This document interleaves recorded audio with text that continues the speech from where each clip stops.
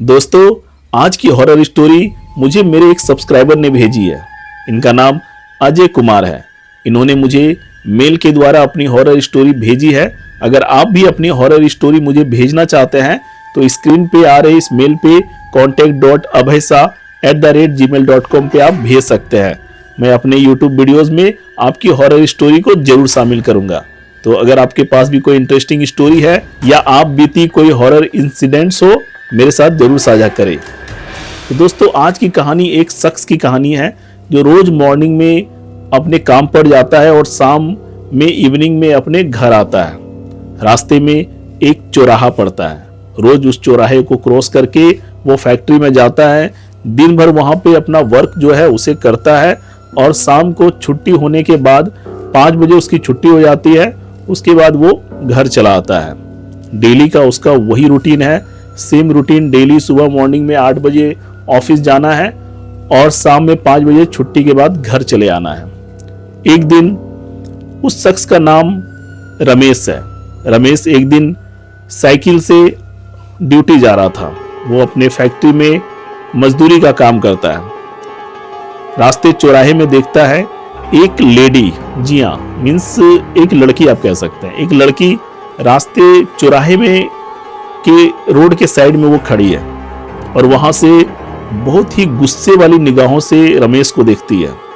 रमेश भी उस लड़की को देखता है और क्योंकि लड़की बहुत गुस्से वाली निगाहों से देख रही थी तो रमेश उसको नहीं देखता है और अपनी फेस को दूसरे साइड में घुमाकर वो चला जाता है। वो फैक्ट्री में जाता है, काम करता है और वो सोचता है कि वो लड़की मुझे क्यों देख रही थी, आखिर वो मुझे इस गुस्से वाली निगाहों से क्यों देख रही थी और इतना गुस्सा वो क्यों कर रही थी। शाम को जब रमेश वापस आता है तो देखता है वो लड़की उसी चौराहे पे वहीं पे खड़ी है और गुस्से भरी निगाहों से अभी भी रमेश को देख रही थी। रमेश को फिर कुछ समझ नहीं आता है, फिर वो अपने घर चला जाता है। नेक्स्ट डे मॉर्निंग रमेश फिर अपने काम पे जाता है। सुबह 8 बजे उठता है और जैसे उस चौराहे पे पहुंचता है देखता है वहीं पर वो लड़की अभी भी खड़ी है।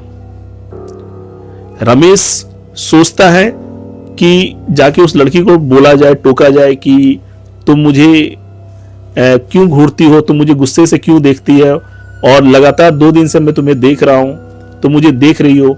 लेकिन रमेश ऐसा नहीं कर पाता है। इसके पीछे का सबसे बड़ा कारण क्योंकि वो लड़की अजीब तरीके से देखती है, अजीब तरीके के निगाहों से देखती है, जिसकी वजह से रमेश को थोड़ा सा डर लग जाता है कि लड़की इस तरह से क्यों देख रही है। इसलिए कभी रमेश को हिम्मत ही नहीं होती है कि जाके वो उस लड़की से बात करे। रमेश ऑफिस चला जाता है।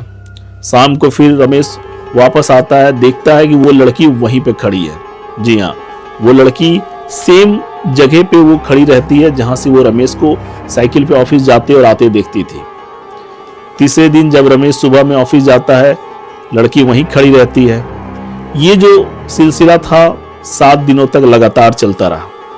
1 सप्ताह लगातार रमेश उस लड़की को देखता था, वो लड़की रमेश को देखती थी गुस्से वाली निगाहों से। रमेश जब ड्यूटी जाता था और जब ड्यूटी से आता था दोनों वक्त उस लड़की को देखता था। 8वां दिन जब रमेश ड्यूटी के लिए तैयार हो रहा था, रमेश ड्यूटी के लिए रेडी होता है, अपना साइकिल निकालता है रोज की तरह और जाने लगता है।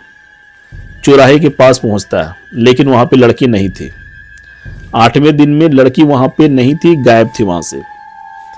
रमेश ऑफिस चला जाता है और अब रमेश के दिमाग में ख्याल आता है कि वो लड़की कहाँ चली गई, जो लगातार मुझे 7 दिनों से फॉलो कर रही थी, मुझे देख रही थी और एक ही जगह पे वो खड़ी रहती थी, वो कहाँ चली गई। रमेश को कुछ समझ नहीं आता है। रमेश सोचता है कि शायद कहीं वो लड़की किसी मुसीबत में ना हो। वो उस लड़की से बात भी अब करना चाहता है कि काफी दिन से वो लड़की को मैं देख रहा था, वो भी मुझे देख रही थी, लेकिन हम लोगों की बात नहीं हो पाई। तो कहीं वो लड़की ऐसा तो नहीं कि किसी मुसीबत में हो जिसकी वजह से वो चौराहे पे नहीं आ पा रही है। रमेश को कुछ शक जरूर होता है। रमेश फिर ड्यूटी से शाम में वापस आता है, देखता है लड़की वहां पे नहीं थी। रमेश घर चला जाता है। घर पर देखता है कि एक चिट्ठी रमेश के बेड पे पड़ी हुई थी। रमेश बहुत आश्चर्यचकित होता है। वो देखता है कि चिट्ठी कहां से मेरे बेड पे आ गई। वो चिट्ठी उठाता है, पढ़ता है। उसमें लिखा हुआ रहता है कि मेरा नाम प्रीति है। मैं आपको रोज चौराहे से जाते हुए और आते हुए देखती हूं। कल मैं आपका चौराहे पे इंतजार करूंगी, आप मुझसे मिलने जरूर आना। रमेश उस चिट्ठी को पढ़ता है और बहुत ही शौक हो जाता है, क्योंकि उस लड़की को रमेश का एड्रेस कैसे पता चला और वो चिट्ठी जो है वो रमेश को क्यों उसने भेजा और वो क्यों रमेश को देखती है या रमेश का इंतजार करती है वहां पे, और दूसरे दिन रमेश को वहां पे क्यों बुला रही है, वो क्यों मिलना चाहती है। बहुत कुछ सवाल रमेश के दिमाग में चल रहा था। नेक्स्ट मॉर्निंग रमेश सोचता है ठीक है, वो जाता है चौराहे पे, वहां पे कोई लड़की नहीं होती है। काफ़ी देर रमेश इंतजार करता है वहाँ पे, वो ऑफिस के लिए भी उसको देर हो रही थी। 1 घंटा, 2 घंटा, 3 घंटा जो है उसका समय बीत जाता है, लेकिन वो लड़की वहाँ पे नहीं आती है। रमेश ऑफिस चला जाता है। शाम में फिर वहाँ से वो रिटर्न आता है, देखता है कि वहाँ पे अभी भी कोई लड़की नहीं है। वो घर चला जाता है। जैसे ही घर पहुँचता है उसके दिमाग में ख्याल आता है और वो फिर से उस चिट्ठी को उठा के देखता है तो उसमें लड़की का एक एड्रेस लिखा हुआ था। रमेश सोचता है क्यों ना इस एड्रेस में जाके पता किया जाए कि ये लड़की कौन है और क्यों मुझसे मिलना चाहती है, उसने मुझे चिट्ठी क्यों भेजी। तो रमेश उस दिन तो रात में सो जाता है और ये सब ख्यालों की वजह से सही से रमेश को नींद भी नहीं आती है। सुबह रमेश रेडी हो जाता है और ऑफिस जाने से 1 घंटे पहले ही वो तैयार हो जाता है और तैयार होकर सबसे पहले उस एड्रेस पे जाता है और जाके पता करना चाहता है कि वो लड़की कौन है। जाता है, दरवाजा नॉक करता है। अंदर से एक मध्यम एज के एक इंसान जो है वो बाहर आते हैं। 50 साल लगभग उनका उम्र हो रहा होगा। उसके बाद रमेश उनसे पूछता है कि मैं प्रीति से मिलना चाहता हूँ। वो आदमी बिल्कुल शॉक हो जाता है, बोलता है प्रीति? किस प्रीति से तुम मिलना चाहते हो और तुम प्रीति को कैसे जानते हो?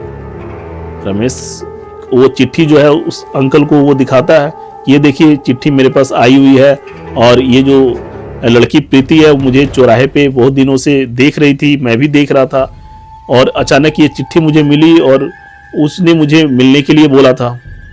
अंकल शॉक हो जाते हैं। उसके बाद अंकल बताते हैं कि ये जो लड़की प्रीति है ये मेरी बेटी है और इसकी जो मृत्यु है 2 महीने पहले हो चुकी है। जैसे ये रमेश सुनता है वो डर से कांपने लगता है, बॉडी पूरा थर-थर वो कांप रहा होता है और वहां से बिना कुछ कहे सुने भाग जाता है। घर आता है और घर में आकर सीधे वो जो चिट्ठी है उसको सबसे पहले जलाता है और सोचता है कि क्या लगातार जो लड़की मुझे देख रही थी या जिस लड़की को मैं देख रहा था वो एक भूत थी और उसने मुझे एक भूत ने चिट्ठी लिखी जो मुझसे मिलना चाहती थी। ये सब बातें उसके दिमाग में चलने लगती है। तो ये स्टोरी यहीं तक है, ये इंसिडेंट यहीं तक है जो मेरे सब्सक्राइबर ने मुझे भेजी कि उसने चिट्ठी को जला दिया और उसके दिमाग में बहुत सारे ख्याल आते हैं, लेकिन वो जो ख्यालों के जवाब है वो जल्दी मिल नहीं पाते हैं। तो आगे क्या होगा नहीं होगा वो तो गॉड नोज, लेकिन ये स्टोरी मुझे मेरे सब्सक्राइबर ने मेरे साथ शेयर की है जो मैं आपको साथ शेयर कर रहा हूँ। आप भी इसी तरह के इंटरेस्टिंग स्टोरीज मेरे मेल पे contact.abhaisa@gmail.com पे भेज सकते हैं। मैं अपने वीडियोस में उन स्टोरीज को जरूर शेयर करूँगा। तो अगर वीडियो पसंद आया हो तो एक लाइक आप जरूर कर दें और कमेंट करना बिल्कुल ना भूलें। Thank you.